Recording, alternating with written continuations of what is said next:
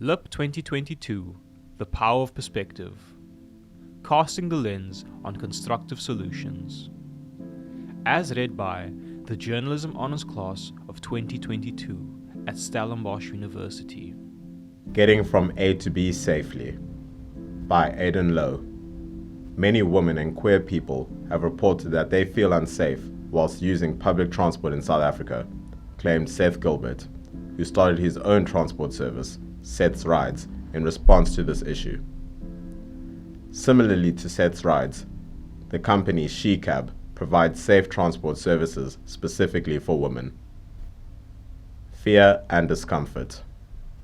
Our women endure enough fear and trauma living in the rape capital of the world. We would hope that our trips home would not be traumatic either, said Bulelwa Adonis, spokesperson for Women for Change, a non-profit organization, NPO, that advocates for the protection of the constitutional rights of women and children in South Africa.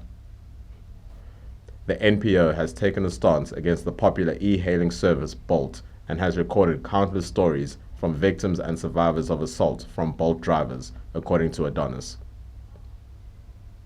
In response to recent backlash against the company, Bolt released an open letter to the South African public on its Instagram page on 15 March, wherein it stated that it kicked off engagements with gender-based violence, GBV, stakeholders to identify suitable additional training for drivers that used their platform.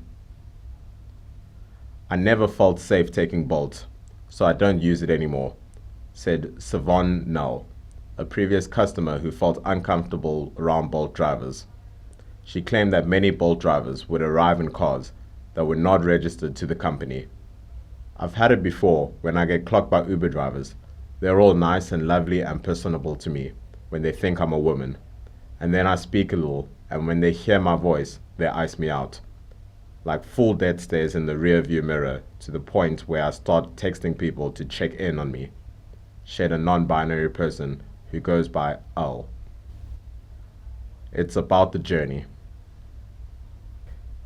During the pandemic, there was a stage where only 1 or 2 people were allowed in an Uber, and friends who are women/queer told me they didn't feel comfortable, said Seth Gilbert on what motivated him to start his own transport service in October 2020. I try and be as accommodating as possible, as I too have experienced that unsafe feeling in an Uber and really don't want others in that situation if I can help, added Gilbert. SheCab is also a Stellenbosch-based transportation service. The SheCab employee, who wished to remain anonymous for security reasons, explained that the company was created for women by women to ensure their safe travels in light of the prevalence of GBV incidents in South Africa. The service began in November 2020 and employs 9 drivers.